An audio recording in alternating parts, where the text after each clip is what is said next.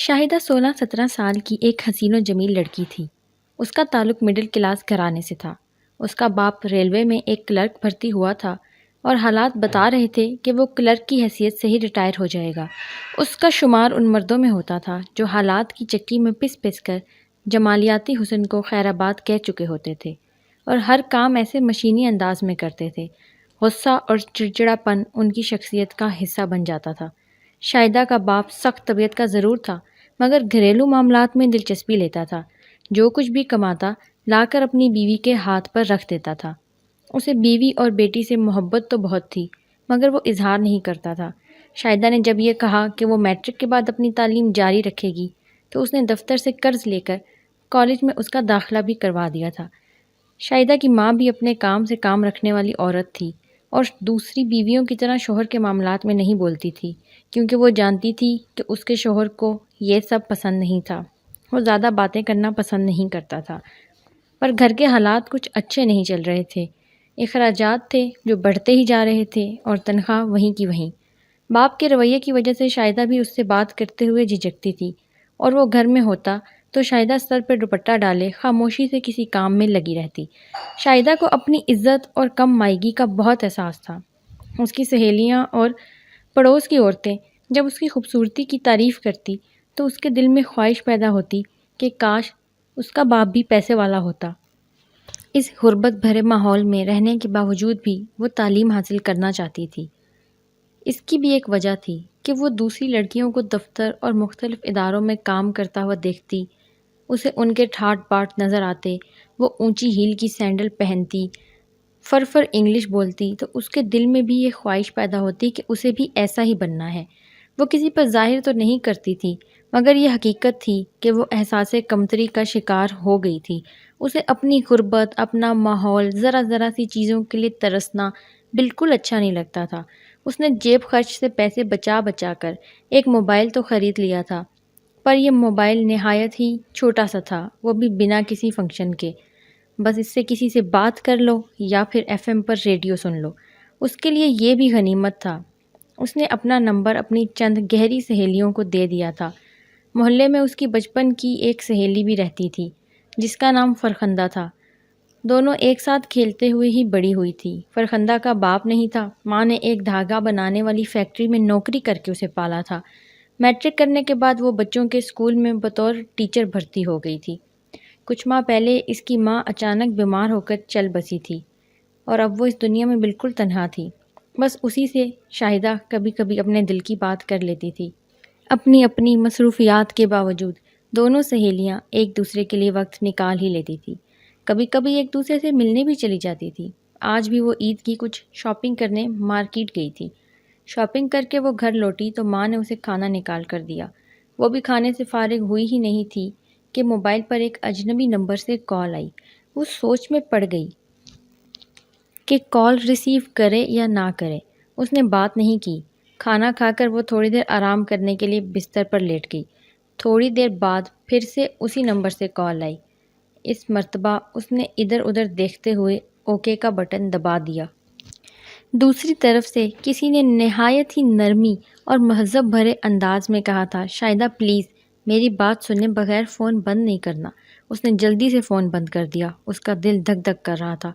وہ اپنی اس حرکت سے خود ہی شرمندہ ہو گئی کہ اسے یہ کال ریسیو ہی نہیں کرنی چاہیے تھی۔ اس نے جلدی سے فون بند کر دیا۔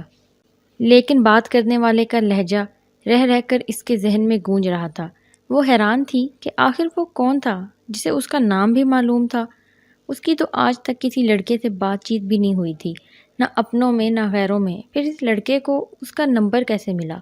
اس کے پاس ان سوالوں کے جوابات نہیں تھے۔ وہ کب تک اپنا فون بند رکھتی؟ رات کو کسی سہیلی سے بات کرنے کے لیے اس نے موبائل آن کر لیا۔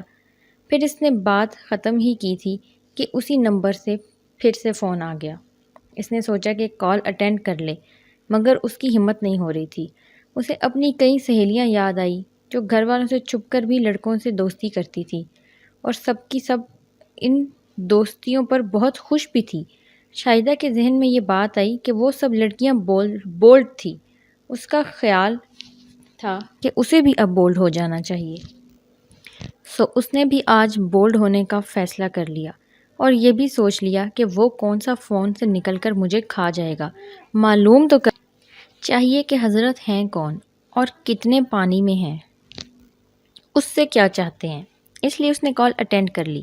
اس کے بعد یہ سلسلہ چل پڑا اور 2-3 دنوں میں ہی اسے پتہ چل گیا کہ اس کا نام ناصر ہے اور اس نے شاہدہ کو کسی مارکیٹ میں دیکھا تھا۔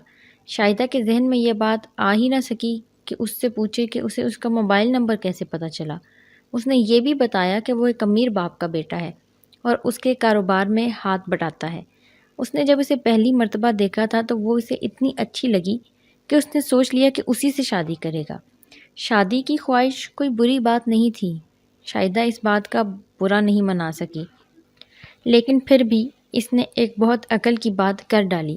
اس نے کہا کہ شادی کوئی گڈے گڑیا کا کھیل نہیں ہے، میں نے کون سا آپ کو دیکھا ہے جو آپ سے شادی کر لوں۔ اس کے کہنے کی دیر تھی کہ اگلے روز وہ اس کے کالج پہنچ گیا۔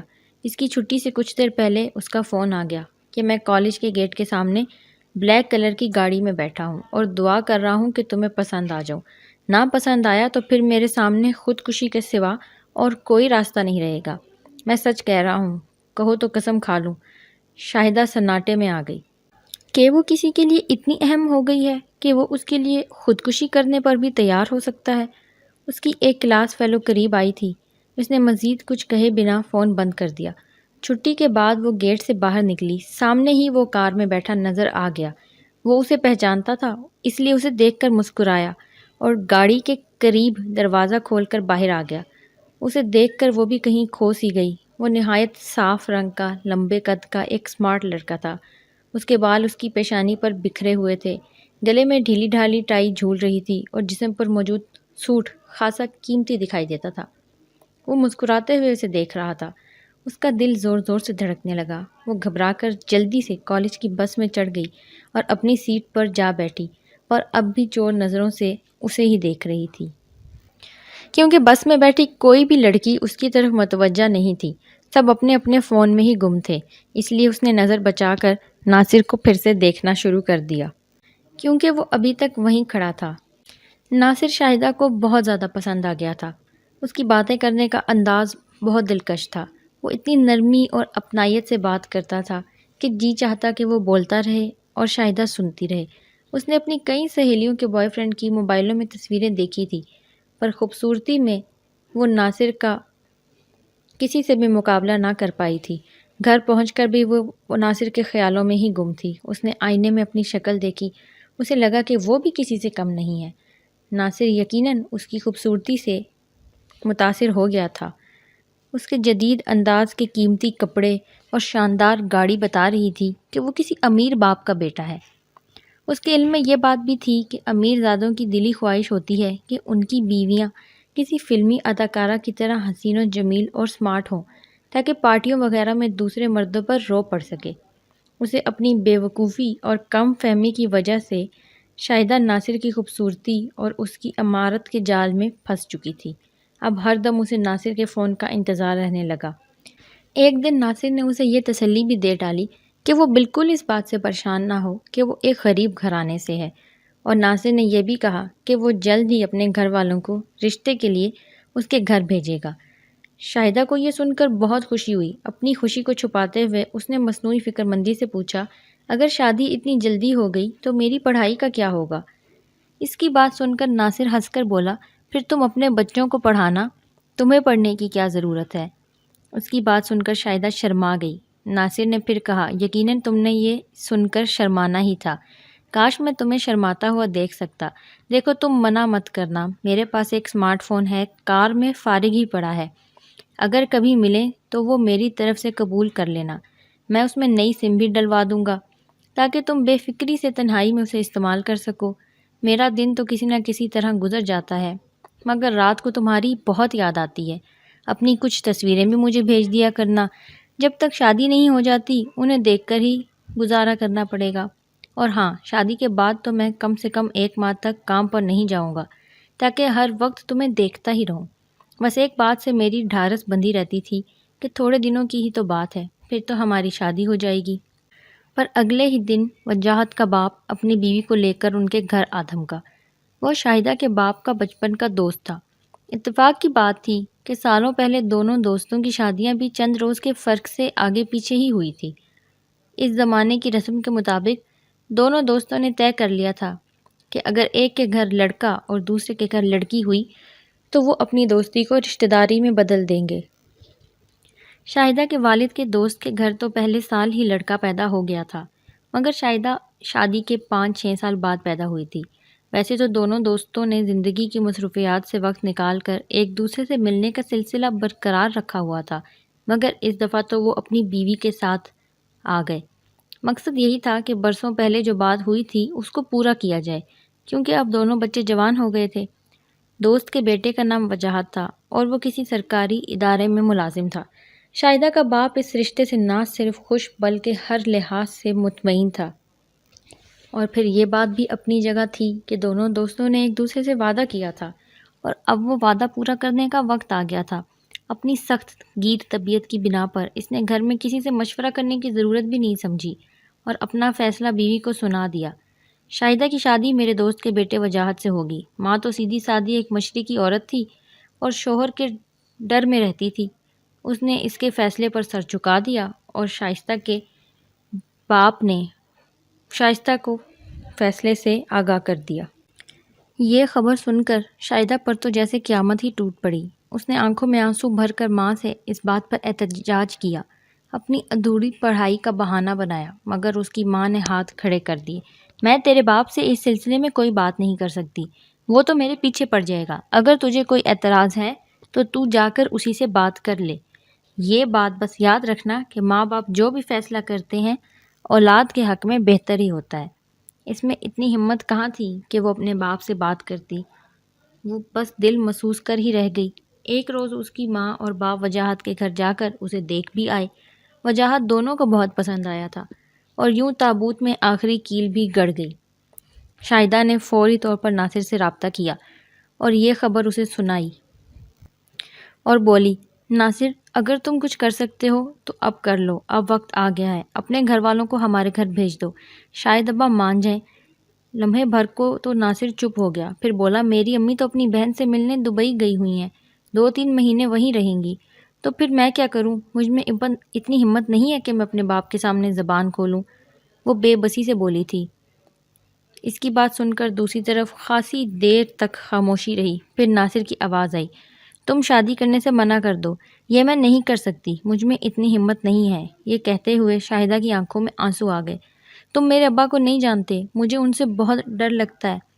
شاہدہ تم مجھے ٹھکرا رہی ہو؟ ناصر نے کس قدر غصے سے کہا تھا۔ اچھا ایسا کرو کہ موقع دیکھ کر مجھ سے کہیں مل لو، میری بڑی بہن صدر کے علاقے میں رہتی ہے، ہم دونوں وہیں ان سے ملنے چلیں گے، ہو سکتا ہے کہ وہ کوئی حل نکال لیں، کیونکہ امی کے بعد وہی بڑی ہیں۔ اس سے پہلے بھی ناصر نے اسے کئی بار ملنے کے لیے کہا تھا، مگر اپنی فطری بزدلی کی وجہ سے وہ اس پر راضی نہیں ہوئی تھی۔ اس مرتبہ بھی وہ ناصر کے مطالبے کو صرف ٹال گئی۔ زیادہ بہتر یہ ہوگا کہ تم اپنی بہن کو ہمارے گھر بھیج دو تاکہ وہ رشتے کی بات چلائیں، شاہدہ نے 2 ٹوک لہجے میں کہا۔ تم مجھے غصہ دلا رہی ہو۔ اس کی بات سن کر ناصر نے کہا، میں چاہتا ہوں کہ باجی تم سے ایک دفعہ مل لیں، پھر ہم آئندہ کا لاہے عمل طے کر لیں۔ سوری ناصر، یہ میں نہیں کر سکتی، مجھے کالج جانے کے علاوہ اور کہیں جانے کی اجازت نہیں ہے، اس نے بے بسی سے کہا تھا۔ اس کی بات سن کر دوسری طرف سے فون بند کر دیا گیا۔ اس کے بعد ناصر نے خود سے فون نہیں کیا۔ اس نے کئی بار اس سے رابطہ کرنے کی کوشش کی، مگر اس کی ہر دفعہ یہی رٹ ہوتی تھی کہ باجی سے ملنے کے لیے آمادہ ہو جائے۔ شاہدہ ایک سیدھی سادی اور ڈرپوک قسم کی لڑکی تھی، وہ اس بات پر راضی نہیں ہوئی۔ 2 ہفتے بھی نہیں گزرے تھے اس کی شادی بڑی سادگی سے ہو گئی۔ شادی کے بعد بھی ناصر اس کے دل سے نہیں نکل سکا تھا۔ اسے اس بات کا بھی افسوس تھا کہ ناصر نے اسے شادی کے لیے کہا تو تھا، پر اس نے ذرا سا بھی تعاون نہیں کیا۔ اگر وہ کچھ کر لیتی تو شاید اس کی شادی ناصر سے ہی ہو جاتی۔ ماں اگر اپنی بہن سے ملنے دبئی گئی ہوئی تھی تو وہ اپنی باجی کو اس کے گھر بھیج سکتا تھا۔ دن گزرتے رہے، اب تو اس کی شادی کو 2-3 ماہ بیت چکے تھے۔ اتنا عرصہ گزر جانے کے باوجود بھی اس نے دل سے وجاہت کو قبول نہیں کیا تھا۔ اس کے دل میں وجاہت کوئی جگہ نہ بنا سکا تھا۔ وہ نہ اس سے بات کرتی، نہ اس کو دیکھتی تھی۔ وہ کام پر چلا جاتا تو اسے ایک اطمینان کا احساس ہوتا تھا، وہ کام سے گھر آ جاتا تو اسے بے کلی سی محسوس ہونے لگتی تھی۔ اس کے رویے سے وجاہت حیرت زدہ تو تھا، مگر اس سلسلے میں اس نے آج تک کوئی سوال جواب نہیں کیا تھا۔ اسے وجاہت سے نفرت تو نہیں تھی، لیکن اسے وجاہت سے محبت بھی نہیں تھی۔ وجاہت بھی جانے کس مٹی کا بنا تھا کہ اس کی بے رخی کو بھی نظر انداز کر دیتا تھا اور زبان پر کوئی شکایت بھی نہیں لاتا تھا۔ اس نے شاہدہ سے شادی اپنے باپ کے کہنے پر کی تھی۔ اسے اپنے باپ سے بے حد محبت تھی کیونکہ وہ اس کے ساتھ بالکل دوستوں کی طرح رہتا تھا۔ باپ کی خوشی کے لیے وہ گھر میں یہی ظاہر کرتا کہ وہ اس شادی سے بہت خوش ہے۔ شاہدہ بلا شبہ حسن و جمال میں یکتا تھی۔ سر قد، گورا رنگ، بڑی بڑی آنکھیں، مناسب دہانہ، مسکراتی تھی تو بہت ہی پیاری لگتی تھی۔ ہنستی تھی تو گالوں میں گڑے بھی پڑتے تھے، جس کی وجہ سے ہنستے ہوئے اور بھی اچھی لگتی تھی۔ اس سے شادی کر کے وجاہت بہت خوش تھا۔ وہ ایک شرمیلی طبیعت کا لڑکا تھا، اس لیے شادی سے پہلے اس کی جان پہچان کسی لڑکی سے نہیں ہو سکی تھی۔ ایک تو بیوی خوبصورت اور چندے آفتاب چندے ماہتاب ٹائپ کی تھی، دوسری باپ کی پسند بھی تھی۔ وجاہت بہت ہی مطمئن تھا، مگر شادی کی رات کو ہی وجاہت کو اندازہ ہو گیا کہ بیوی ملی تو بہت پیاری ہے، پر کچھ کھوئی کھوئی سی ہے۔ اس نے یہ سوچ کر دل کو تسلی دی کہ گھر والوں سے دوری کی وجہ سے وہ اداس ہے۔ ہفتہ گزر جائے گا تو برف پگھل جائے گی، پر ایسا کچھ بھی ہوتا دکھائی نہیں دے رہا تھا۔ جیسے شاہدہ کو دنیا کی کسی بھی چیز سے کوئی دلچسپی نہیں تھی۔ وجاہت نے یہ بھی نوٹ کیا تھا کہ وہ کبھی اسے خود سے مخاطب نہیں کرتی تھی۔ اگر کوئی وجاہت بات کر دیتا تو جواب دے دیتی، ورنہ خاموش بیٹھی رہتی۔ البتہ اس کی ماں سے اس کا رویہ دوسرا تھا۔ ان کے پاس بیٹھتی تو خود سے بھی باتیں کرتی۔ بہرحال ماں اور باپ دونوں کو بہو پسند آ گئی تھی۔ وجاہت ایک معصوم انسان تھا، اسے دنیا کی چالاکیاں بھی نہیں آتی تھی کہ وہ اندازے لگائے کہ آخر میری بیوی ایسے کیوں پیش آ رہی ہے۔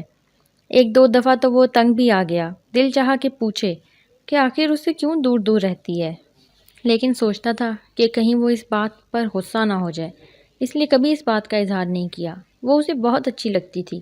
اپنی پسندیدگی کا اس نے اظہار بھی کیا، پر جواب میں اسے شاہدہ کا جھکا ہوا سر ہی ملا۔ ایک دن وجاہت نے شاہدہ کو اس کی ماں کے گھر چھوڑ دیا۔ گھر آیا تو اچھے دمادوں کی طرح اس کا پرتپاک استقبال ہوا۔ اس کی ماں نے اسے دعائیں دی، چائے بنا کر لائی۔ وہ چائے پی کر خاموشی سے روانہ ہو گیا اور شاہدہ اسے چھوڑنے دروازے تک بھی نہیں آئی۔ وجاہت چلا گیا تو ہر ماں کی طرح شاہدہ کی ماں نے بھی یہ اندازے لگانے کی کوشش کی کہ بیٹی سسرال میں خوش ہے یا نہیں، پر بات چیت کے بعد معلوم ہوا کہ بیٹی سسرال میں بہت خوش ہے۔